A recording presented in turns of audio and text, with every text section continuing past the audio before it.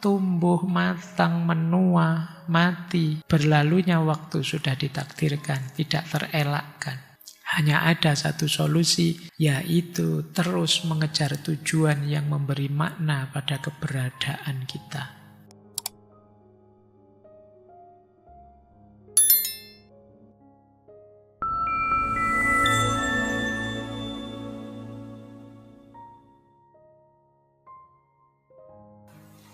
Bismillahirrahmanirrahim. Alhamdulillahi rabbil alamin. Assalatu wassalamu ala asyrafil anbiya'i wal mursalin. Sayyidina wa maulana Muhammadin wa ala alihi wa ashabihi wa man tabi'ahum bi ihsanin ila yaumiddin. Amma ba'd. Bismillah. Mari kita lanjutkan lagi ngaji kita. Terus kita masuk sekarang ke dua aspek bukunya. Di buku itu nanti ada dua bagian besar. Yang pertama, Old Age from Without. Ini bagian awal. Old Age from Without itu usia tua dari luar. Jadi pandangan dari luar orang tua yang melihat orang tua. Nanti bagian kedua, orang tua yang melihat menghayati dirinya sendiri. Sekarang kita lihat pandangan orang tua dari luar. Orang tua, kata de Beauvoir, itu termasuk the other. Kalau dalam peradaban modern, the other itu yang lain. Kalau di buku-buku filsafat sekarang pakai istilah lian. Lian itu ya sederhananya yang lain, yang berbeda, yang alien, bukan manusia normal. Tidak dianggap manusia utuh. Bukan manusia. Nah, perempuan juga begitu. Nanti kalau membaca The Second Sex, perempuan itu juga dalam peradaban patriarki diposisikan lian. Tidak dianggap manusia utuh. Jadi makna lian dalam filsafat eksistensial itu yang dianggap berbeda bukan subjek yang dipinggirkan. Dan dia tidak diperlakukan sebagai manusia yang utuh. Dia hanya objek saja. Dia tidak bisa jadi dirinya sendiri. Ini the other namanya. Nah, orang tua itu diposisikan sebagai lian di peradaban modern, sebagai orang lain, sebagai bukan manusia. Lian itu mungkin dari bahasa Jawa ya, liane mungkin. Tidak podo dengan yang lain, jadi kaya liane lah. Bukan yang normal. Gimana orang tua kok diposisikan lian? Kenapa kok dia dianggap lian? Yang pertama karena orang tua sudah tidak lagi dipandang sebagai manusia yang utuh. Tapi dipandang manusia yang sudah berkurang banyak. Tenaganya berkurang, fisiknya berkurang. Terus dianggap, ini dia sudah tidak utuh lagi sebagai manusia. Maka dia tidak diperlakukan juga seperti manusia yang utuh. Dan ini hanya melihat aspek fisiknya biasanya. Di masyarakat itu ya posisi lian ini dilihat terus dia sebagai yang rambutnya sudah putih, yang tenaganya sudah berkurang, yang tidak bisa diajak lari lagi, yang tidak bisa diajak ngotot-ototan lagi. Selesai sudah.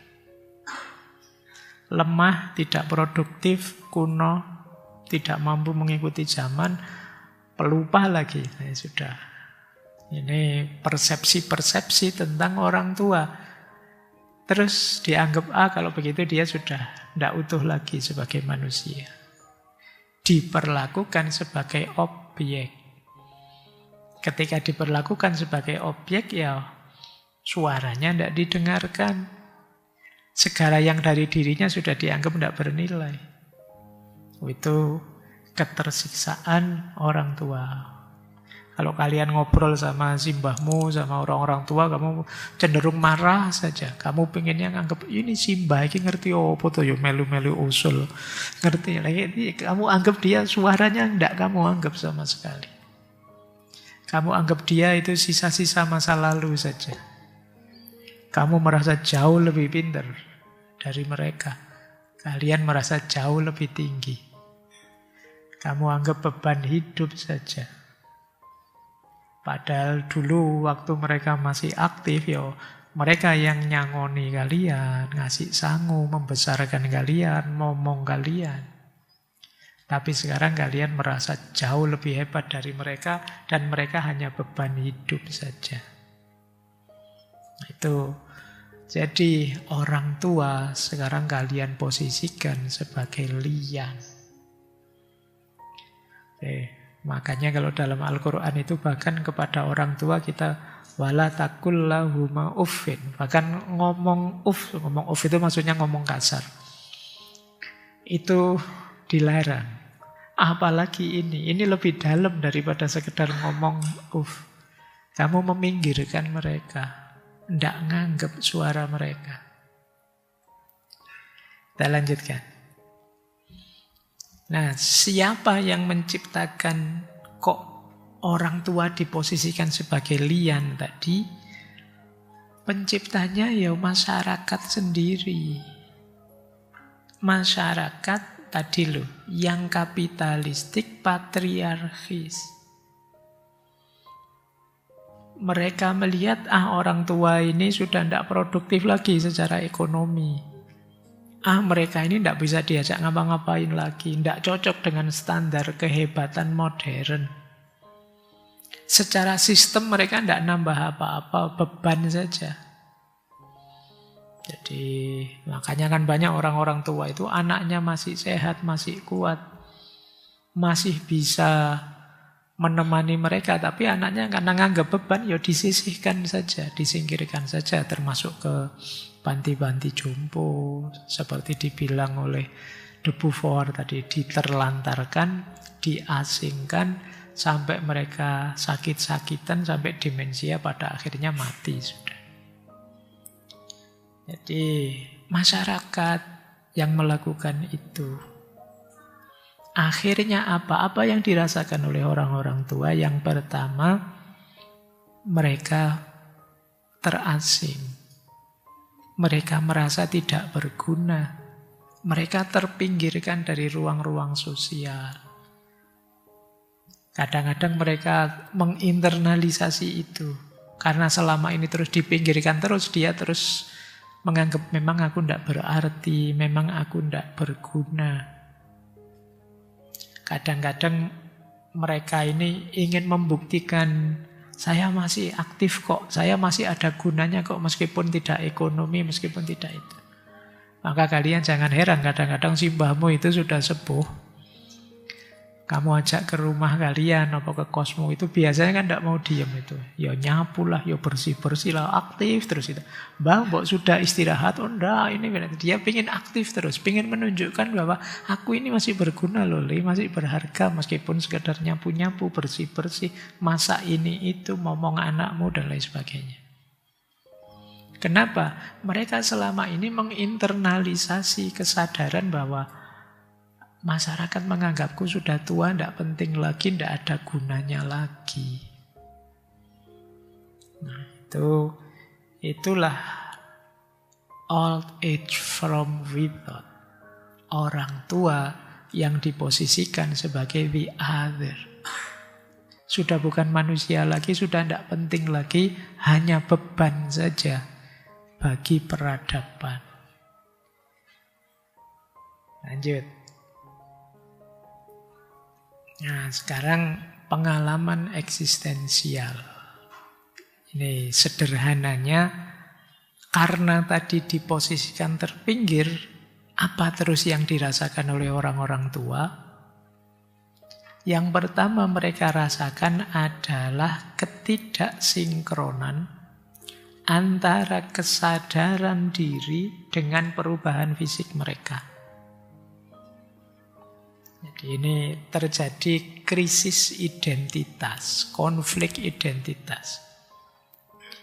Kesadaranku masih kesadaran lama, tapi fisikku sudah berubah. Ini contoh sederhana ya. Saya dulu nulis, itu bisa sekali duduk 20-30 halaman. Pas lagi semangat-semangatnya, zaman saya muda, sekarang sudah tua. Jadi bisa, sekarang tidak bisa. Bukan urusan idenya habis, tapi fisiknya tidak memungkinkan lagi. Mungkin duduk lama, terus jadi kakinya kesemutan lah, pinggangnya capek lah, dan lain sebagainya. Loh, ini loh nanti terus jadi bisa krisis identitas. Orang merasa aku ini begini, tapi ternyata tidak begitu lagi sudah. Aku masih sehebat itu, tapi faktanya tidak lagi. Aku masih sekuasa itu, faktanya sudah pensiun. Jadi ini tidak sinkron antara yang saya rasakan dengan kenyataan hidupku. Ini yang membuat namanya alienasi. Aku asing melihat diriku sendiri. Padahal semangatku masih berkobar-kobar, masih ngeluh. Tapi ternyata kenyataan diriku tidak begitu. Nah ini dalam hidup kita sebenarnya sering ya mengalami krisis seperti ini. Yang ada di pikiran tidak nyambung dengan kenyataan hidup kita. Biasanya ketika ada perubahan-perubahan besar yang tidak kita sadari. Kalian tidak sadar sekarang sudah mahasiswa, dulu masih siswa. Itu perlu upgrade, perlu penyesuaian. Kalian tidak sadar mahasiswa sekarang sudah semester 14, dulu masih semester 1. Itu juga beda kesadarannya. Kalian merasa masih semester awal saja, padahal ya sudah mau gede. Nah ini tidak sinkron antara kesadaran penghayatanmu dengan tampilan luarmu. Ya dulu kamu masih kecil, masih imut-imut. Semua orang bilang gantengnya, cakepnya. Sekarang sudah besar, aslinya kelihatan. Kamu kapan ya orang muji saya ganteng kok tidak ada lagi. Dulu waktu kecil kok banyak. Itu ya penghayatanmu harus diubah. Kalau temanmu ketemu bilang, wah tambah ganteng aja. Yakin itu basa-basi. Nah ini perlu penyesuaian kesadaran. Banyak yang dunianya berubah, kesadarannya tidak berubah. Nah orang tua kadang begitu. Merasa masih muda saja. Merasa mungkin yang sebelumnya pejabat, merasa masih pejabat saja. Terus ada istilah post-power syndrome. Sudah tidak jabat, rasanya kayak masih jabat. Sudah tidak punya kekuasaan, rasanya kayak masih punya kekuasaan. Ini upgrade kesadaran. Itu di segala level hidup kita ada pola seperti itu. Sama, sudah tua tapi masih merasa muda, itu bahaya. Nanti mungkin beraktivitas tidak ngukur kekuatannya, tidak ngukur kemampuannya. Saya ada teman itu yang usianya kayak saya sudah 50-an. Bulan apa itu main bulu tangkis sampai kakinya patah. Saking semangatnya mungkin ya, karena dianggapnya sama seperti dulu waktu muda. Ternyata tidak sehebat dulu. Nah ini ya, tidak sinkron antara kesadaran diri dengan kenyataan di luar diri. Kalian juga mulai gitu ya. Itu kayak kalian dulu. Wah saya dulu Pak waktu SD itu Pak sepak bola dari asar sampai maghrib kuat loh Pak. Sekarang kamu coba terus, tidak pernah olahraga kok tiba-tiba sepak bola dari asar sampai maghrib, kamu bisa pingsan sudah. Terus futsal sekali, pijetnya seminggu. Jaremnya tidak hilang-hilang itu Pak. Gitu. Ya, harus ngukur kekuatanmu. Harus sadar. Nah ini sering orang-orang tua lupa. Masih belum sinkron antara kesadaran dirinya dengan penampilan di luar diri. Yang kedua, penghayatan eksistensial orang tua Seperti tadi, kesadaran diri tidak dengan kenyataan diri, tapi dengan penilaian masyarakat.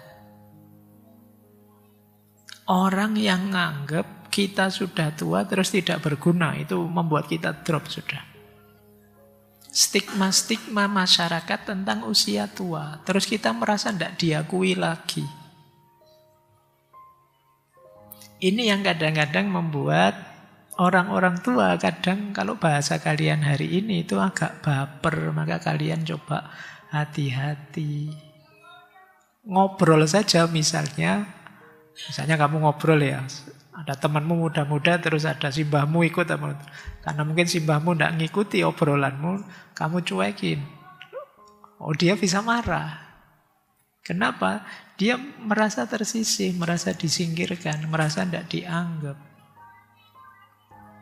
Jadi dalam dirinya ada ketegangan antara identitas kesadarannya dengan stigma sosial.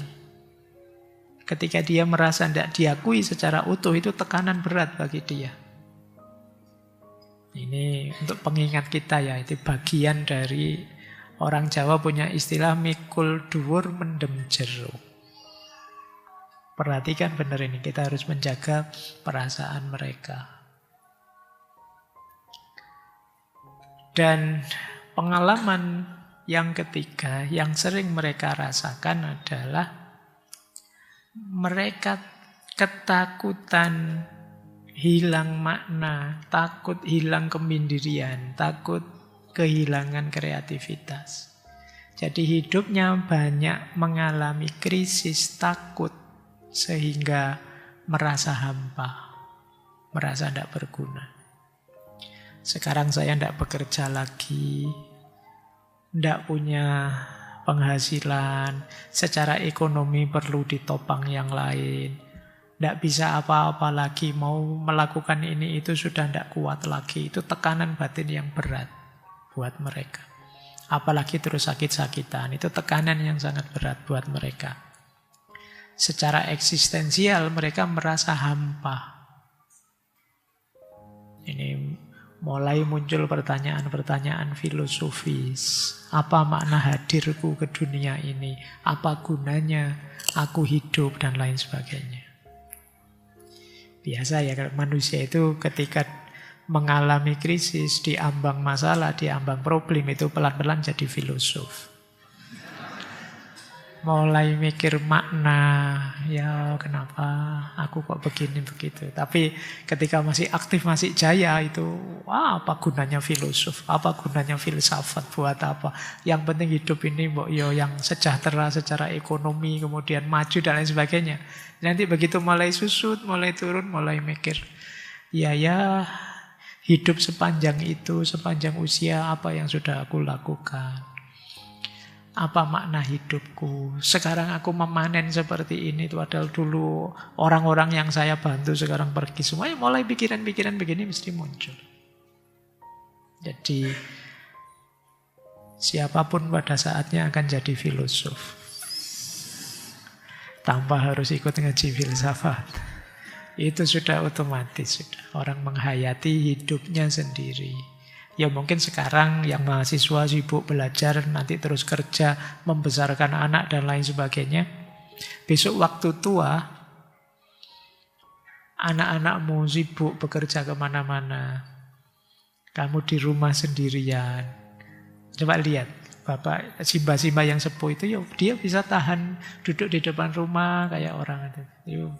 Dia pastinya itu aktivitasnya seorang filosof itu, kontemplasi, refleksi, mengingat-ingat masa lalu, itu filosofis sekali aktivitasnya. Jadi, itu pengalaman-pengalaman eksistensial bagi yang sudah tua. Oke, makanya sejak muda kalian latihan filsafat. Besok kalau pada saatnya mikir itu biar lebih tajam ya. Karena kalau pikiran semakin sering dipakai, semakin berpengalaman, semakin tajam. Kalau fisik mungkin melemah, tapi pikiran tidak begitu. Terus dilanjutkan oleh de Beauvoir. ada sedikit beda usia tua antara masyarakat lansia kelas atas dengan lansia kelas bawah. Ini agak beda ya. Kalau lansia kelas bawah, miskin secara materi, waktu tua, ya karena memang kelas bawah. Terus fisiknya lelah, rusak tubuhnya, ya karena habis-habisan mencari uang, pastinya ya memenuhi kebutuhan ekonomi. Fisiknya mesti terus rusak. Dan tidak dipedulikan secara sosial karena tidak dianggap penting. Dianggap beban di masyarakat. Ini kalau lansia kelas bawah ya. Beda dengan lansia kelas atas, kelas tinggi. Nah, ini awalnya agak beda. Karena lansia kelas atas biasanya kaya. Terus pensiun kan. Dia hidup dengan hasil kerjanya selama ini termasuk pensiunannya. Cuma biasanya dia kehilangan fungsi sosialnya. Sudah tidak jabat lagi, tidak punya kekuasaan lagi.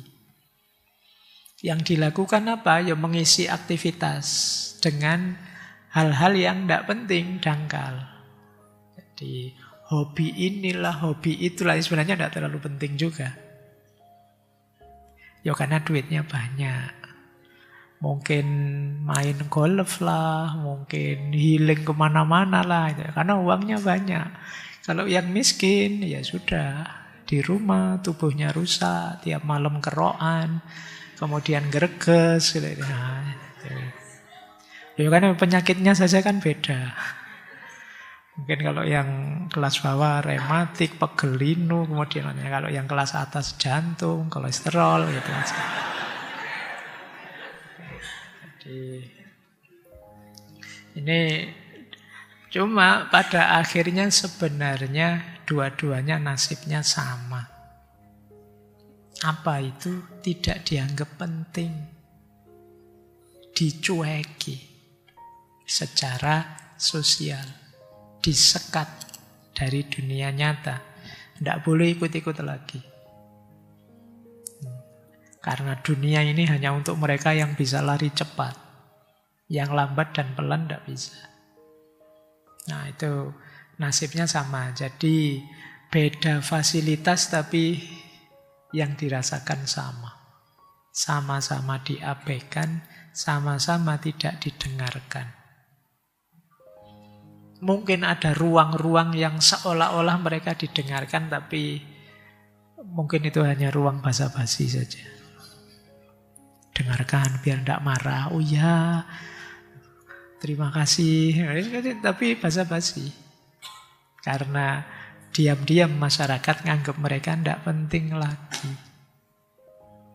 Oke. Baik, jadi kelas sosial menentukan. Kemudian perempuan juga. Kalau menurut Simone de Beauvoir lebih parah nasibnya. Kenapa? Yang pertama, perempuan mengalami tekanan double. Kalau perempuan sudah tua, sejak muda perempuan itu mengalami tekanan seksisme, diskriminasi karena jenis kelamin. Begitu tua mengalami ageisme, diskriminasi karena usia. Double penderitaannya. Terus perempuan itu di masyarakat sering dipersonifikasi sebagai simbol kecantikan dan kemudaan. Dan itu selesai kalau sudah tua. Jadi kalau sudah tua ya dia tidak bisa lagi jadi simbol kecantikan atau simbol kemudaan. Secantik-cantiknya perempuan kalau sudah tua ya kecantikannya mesti hilang. Jadi memang jelek itu lebih istiqomah. Kalau jadi kalian yang merasa ganteng, merasa cantik, itu besok pasti berubah jadi jelek. Kalau sudah tua, kalau jelek kan tidak kaget istiqomah. Jadi sejak dulu begitu sudah siap mental. Makanya bersyukurlah kalian yang biasa-biasa saja, tidak terlalu cantik. Bayangkan kalau kalian yang laki-laki merasa tampan luar biasa, yang perempuan merasa cantik luar biasa. Nanti usia-usia kayak saya gini, waduh ada kerutan sedikit ini, waduh itu kamu panik sudah. Padahal yang sejak kecil terbiasa jelek, ala biasa saja, kelihatan jelek. Sejak dulu juga kelihatan jelek. Jadi secara psikologis lebih siap kalian. Nah, jadi bebannya double.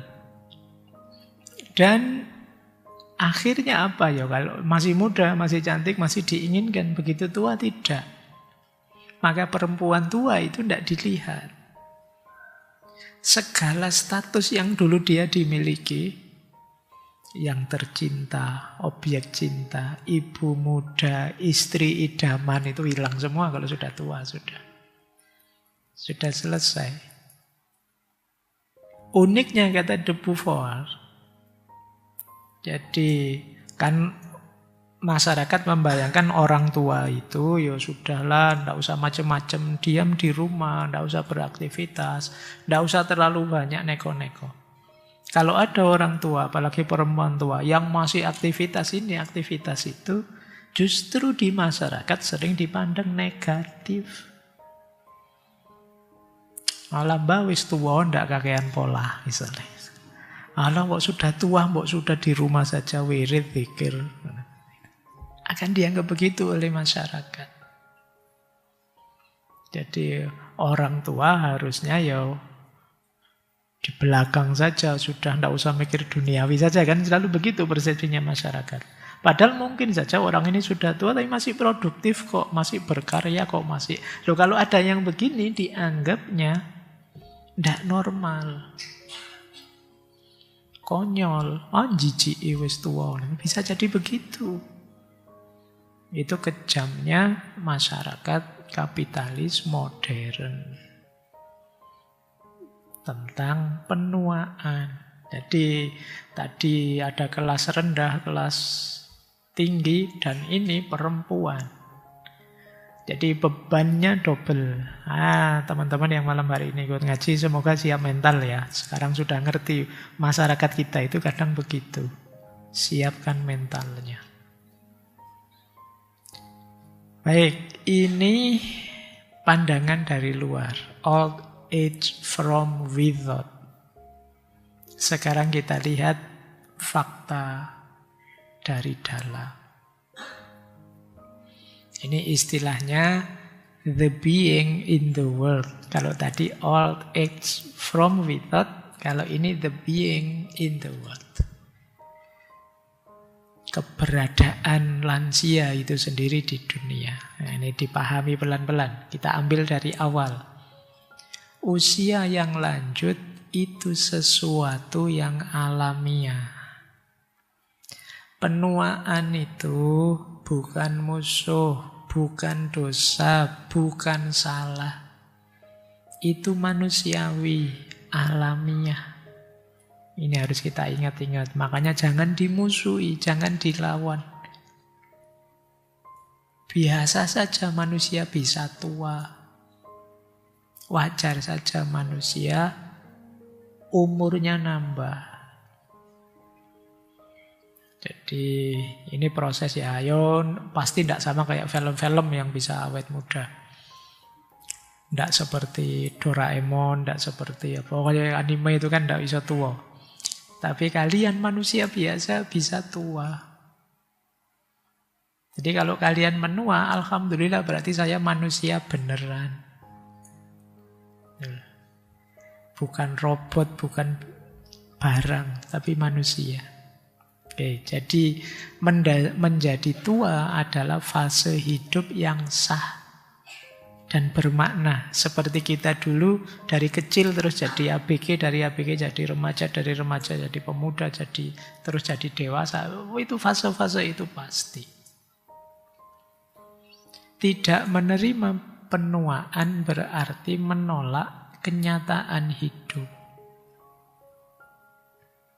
Nanti lebih berat. Hidup dengan penyangkalan itu berat.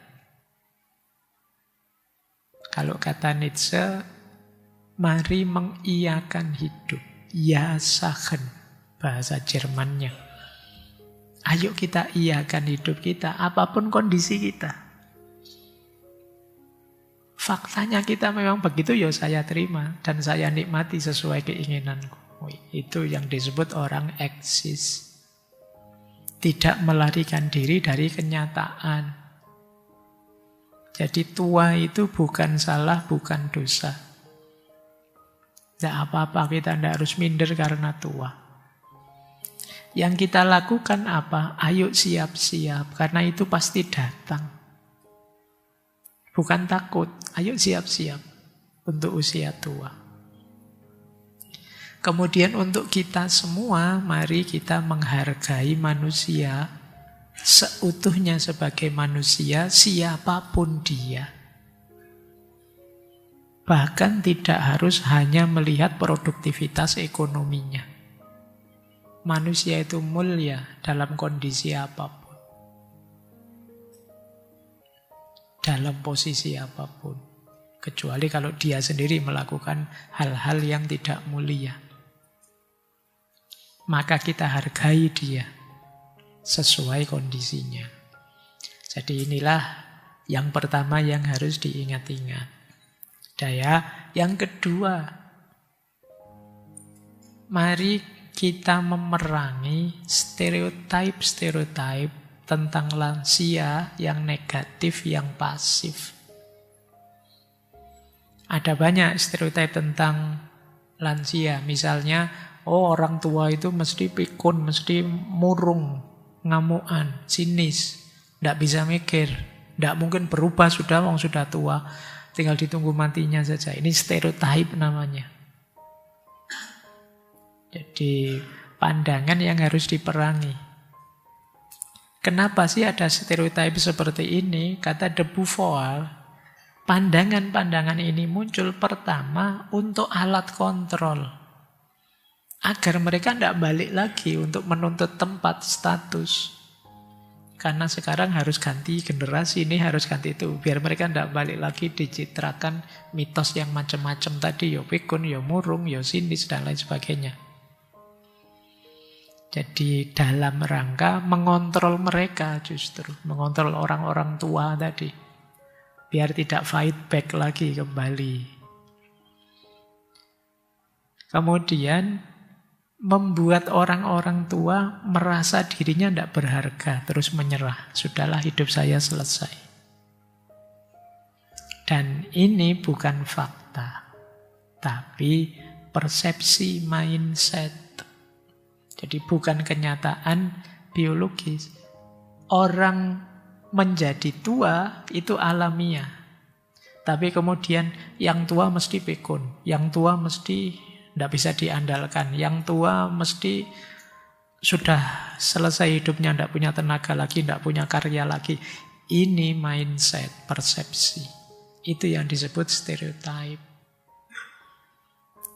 Jadi pandangan semacam ini, kata de Beauvoir, keliru dan jahat. Sudah keliru, jahat lagi. Kenapa? Menghilangkan haknya lansia untuk tetap jadi manusia yang utuh, yang sadar, dan bisa aktif. Yang kedua, membuat masyarakat memperlakukan mereka hanya sebagai beban. Simbol kesusahan saja. Dan yang ketiga, membuat orang tuanya tadi merasa, aku memang begitu. Mereka menginternalisasi ketidakberdayaan tadi. Jadi kita zalim pada mereka dengan cara pandang stereotip ini. Maka stereotip ini harus kita hilangkan.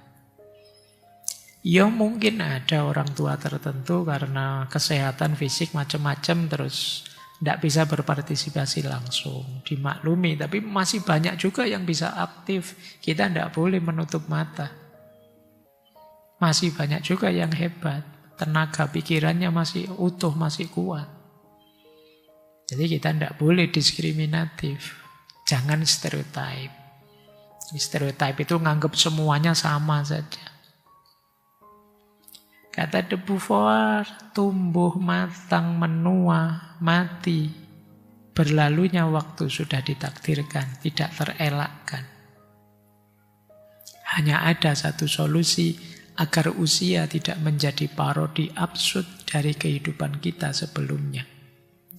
Yaitu terus mengejar tujuan yang memberi makna pada keberadaan kita.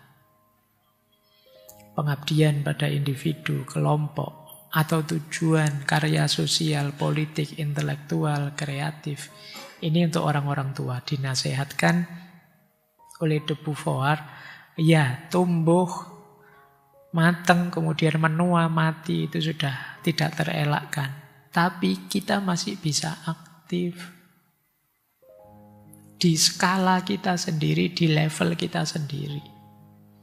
Di usia tua, kita seharusnya masih berharap memiliki hasrat yang cukup kuat untuk mencegah kita berfokus pada diri sendiri.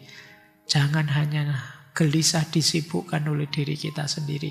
Masih banyak yang bisa dibagi, diberikan ke sesama.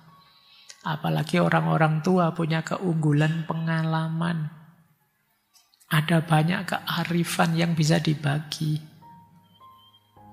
Karena itu beliau menyarankan hidup seseorang masih berharga selama dia masih menghargai hidup orang lain melalui cinta, persahabatan, keramahan, dan welas asih. Jadi beliau menyarankan agar tetap para orang tua mendayagunakan akal budi dan berkarya.